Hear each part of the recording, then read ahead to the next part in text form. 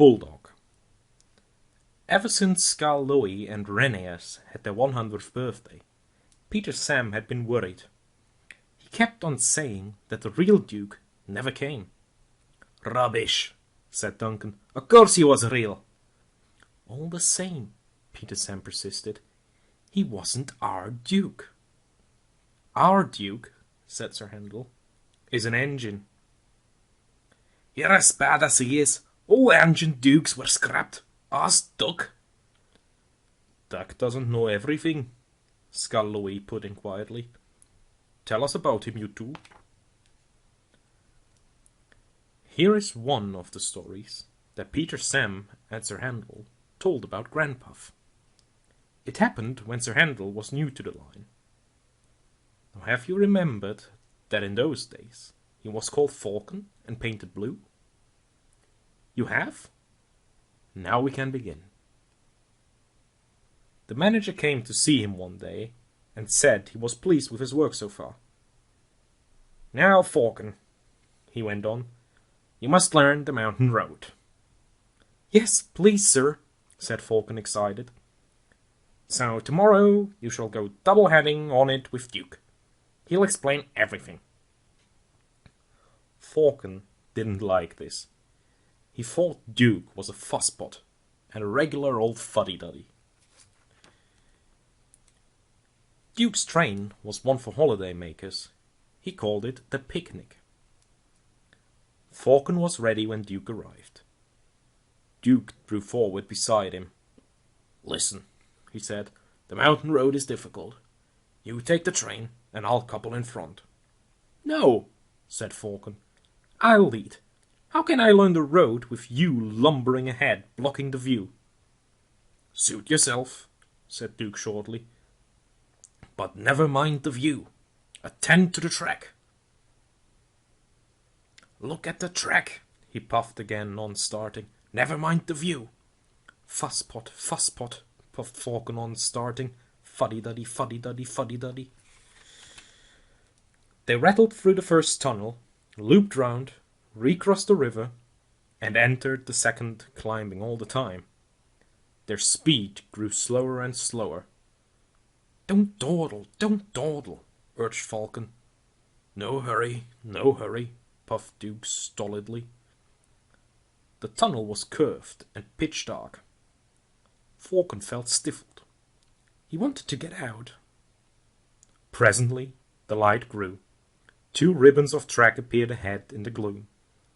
Watch the track, warned Duke. Fusspot, scoffed Falcon. The tunnel mouth grew larger and larger, till at last they burst into the sunshine. The line here swung sharply right. It was laid on a ledge cut in the hillside. Below lay the valley up which they had come. Track and buildings looked tiny, like toys. No one quite knows what happened next. Duke said there must have been something on the track, and Falcon hadn't kept a good lookout. Falcon said he was dazzled, so how could he keep a good lookout? Anyway, the coach had barely cleared the tunnel when Falcon lurched. His front wheels derailed, crunched over the sleepers, and ballast. He came to a rest with one wheel uncomfortably near the edge.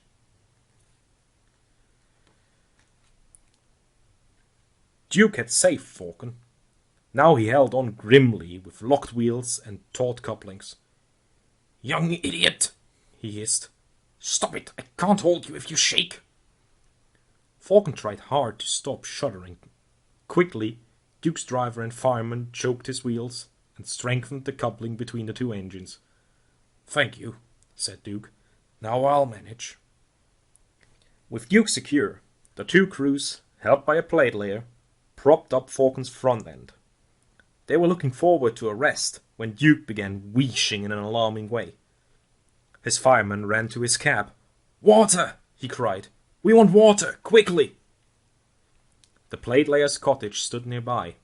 He explained to his wife, and the passengers borrowed jugs, buckets, kettles, saucepans, anything in fact which would hold water.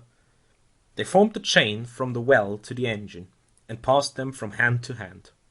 The fireman meanwhile reduced his fire and anxiously watched the gauge. It was hot and tiring work, for Duke needed many gallons. But at last, the fireman shouted cheerfully, "We're winning! Don't weaken!"